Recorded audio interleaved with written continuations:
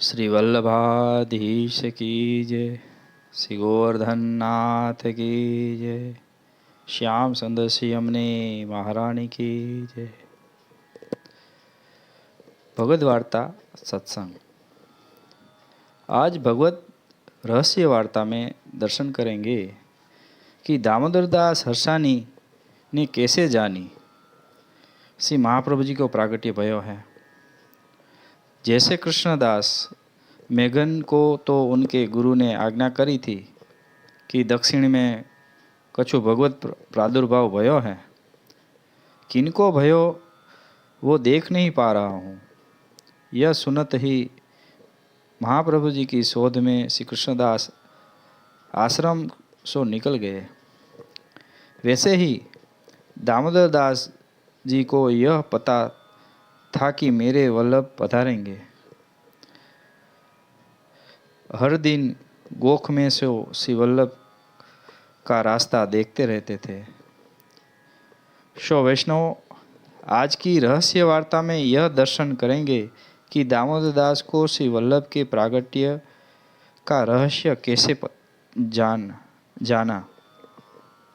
ऐसे तो दामोदर दास जी ललिता सखी को प्रागट्य हैं। श्री आचार्य जी के द्वादश अंग में दामोदर दास श्री वल्लभ को हृदय हैं। सो वो जानते ही हैं, सो उसमें कोई संदेह नहीं है। फिर भी प्रमाण रूप जैसे कृष्णदास मेघन ने जाना कि श्री वल्लभ का प्रादुर्भाव भया है, वैसे हम प्रमाण रूप प्राचीन वार्ता रहस्य के माध्यम से आज हम दर्शन करेंगे कि दामोदर दास श्री वल्लभ के प्रागट्य की कैसे जानी। भगवद रहस्य वार्ता सत्संग के दर्शन करें उनसे पहले वैष्णवन ने भगवद वार्ता सत्संग चैनल को लाइक, शेयर और सब्सक्राइब नहीं किया, वह अभी कर दे ताकि और वैष्णवों को भी नित्य भगवद वार्ता सत्संग को लाभ मिलता रहे।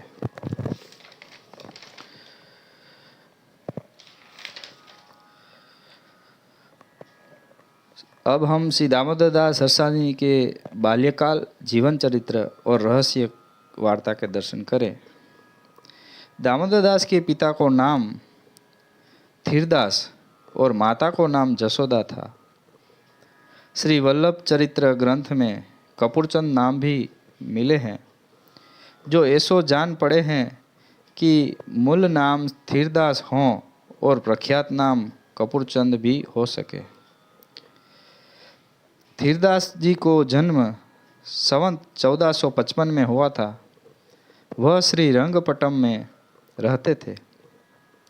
संवत 1500 तक उनको कोई संतान न थी। धीरदास जी द्रव्यपात्र और धर्मनिष्ठ हते। ज्ञाति से क्षत्रिय हते। धीरदास जी की सरनेम हरिशरणी थी, जो आगे जाते हरिशरणी में सो हर्षानी भई। धीरदास जी रंगपट्टम में एक प्रतिष्ठित व्यक्ति सो जाने जाते। गांव में उन्होंने 2 धर्मशालाएं बनवाई थी। वह धर्मशाला में आने वाले साधु संत यात्रियों का अच्छी तरह से सत्कार करते। धीरदास महात्माओं की सेवा और संग करने में बहुत भाव वाले थे। एक दिन कोई एक महापुरुष उनके धर्मशाला में उतरे। धीरदास ने वह महापुरुष की बहुत अच्छी तरह से सेवा करी। तब वह महापुरुष ने सेवा से प्रसन्न होकर उनके यहाँ 4 पुत्रों का प्रागट्य होने का वरदान दिया और चौथा पुत्र हरिभक्त होगा ऐसी आज्ञा करी। और वरदान दे के महापुरुष तो वहाँ से चले गए। धीरदास ने तो पुत्र होने की आशा छोड़ ही दी थी। उनको प्राप्त हुई वृद्धावस्था को देखते यह बात बननी असंभव जैसी थी। फिर भी वैष्णव हरि भक्त भी हरि समान धर्म वाले होते हैं। प्रथम पुत्र चतुर्दास हुए, दूसरे भगवान दास, तीसरे पुत्र की उत्पत्ति भई जब धीरदास 74 वर्ष के भये और उनकी स्त्री जसोदा 50 वर्ष के हुए, तब उनके यहाँ सन 1531 में माघ सुद चौथ के दिन चौथे पुत्र हरिभक्त दामोदर दास जी को प्रागट्य भयो। उनके कपोल पे दिव्य भगवत तेज विराजत हतो। थोड़े दिनों के बाद माता यशोदा जी श्री हरि के शरणों में प्राप्त भई।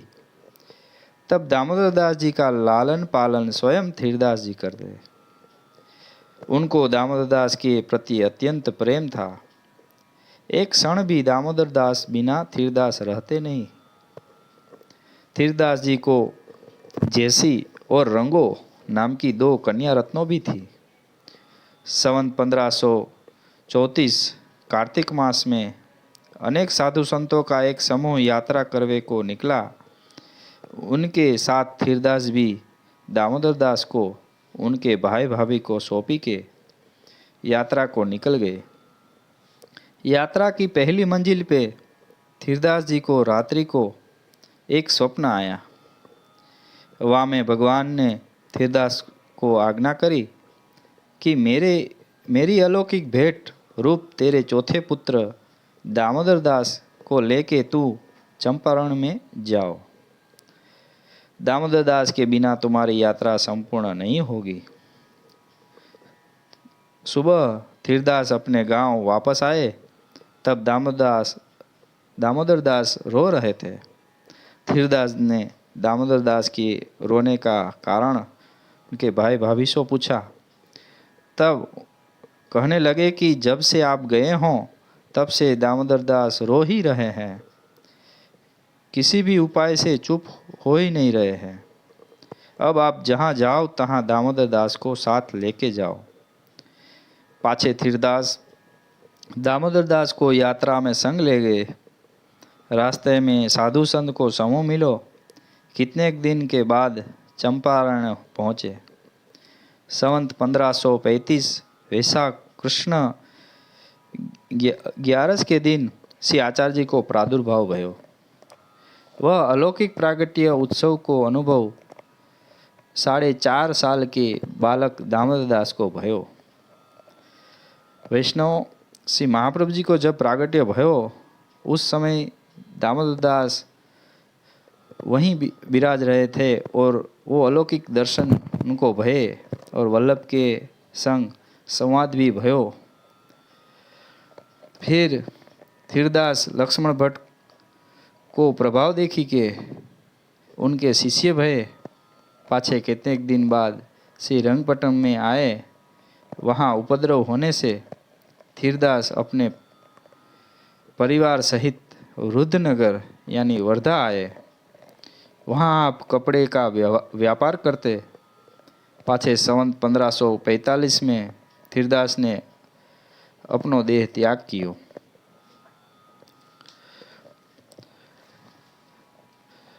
अब दामोदर दास शरण आए, उनसे पहले की वार्ता के दर्शन करे। तो जब से आचार्य जी आगे पृथ्वी परिक्रमा को पधारे, तब एक बड़ो नगर रुद्रनगर वर्धा आयो। सो वाठ और एक बड़ो नगर हतो, सो सत्री हतो।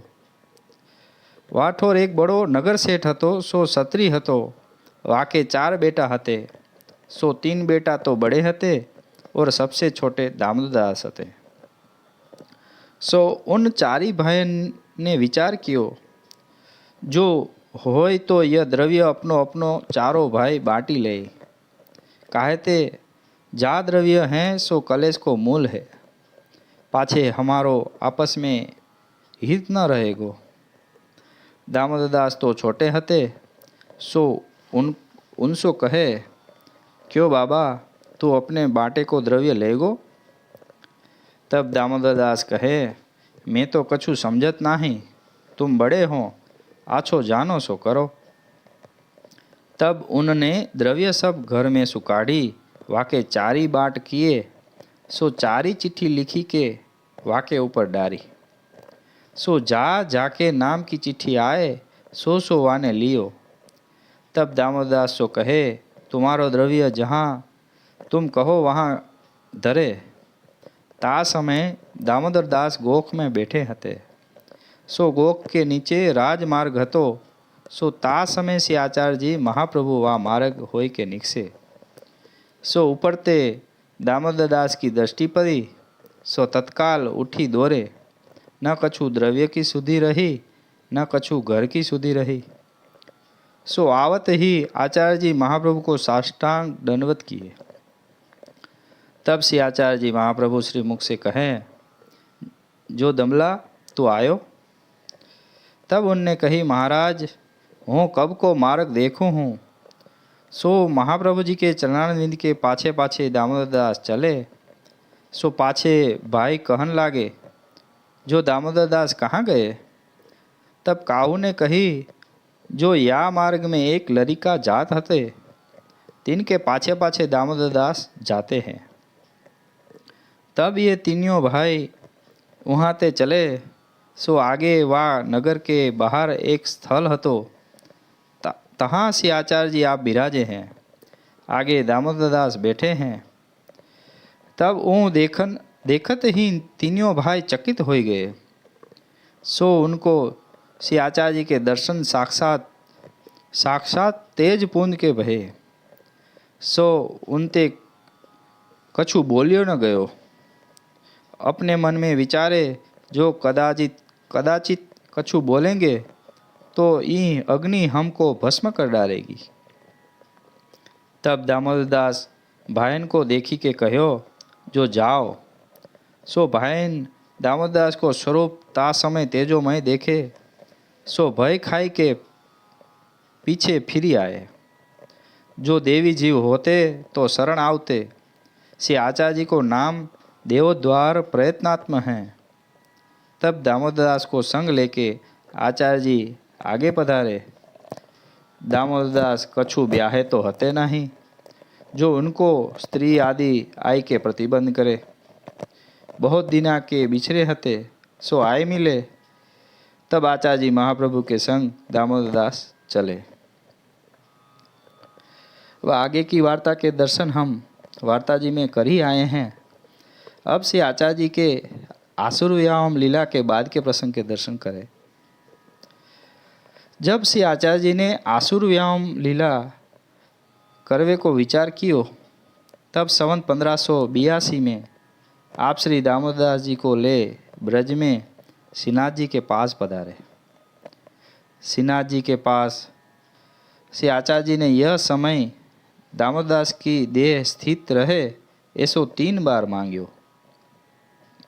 वह वरदान प्राप्त कराए दामोदरदास को श्रीमद गोकुल को वास करवायो। निर्वाह अर्थ चरण पादुका पधराई दीनी। पाछे श्री आचार्य जी अडेल पधारी के व्याहोम लीला करी। वह समय दामोदरदास अडेल आए और पाछे वही एक पर्णकुटी रची के वास कियो। श्री अक्काजी की आज्ञा सो श्री गुसाई जी ने दामोदरदास 500 सेवा प्रणाली का उत्सव क्रम और मार्ग को रहस्य आदि प्राप्त कियो।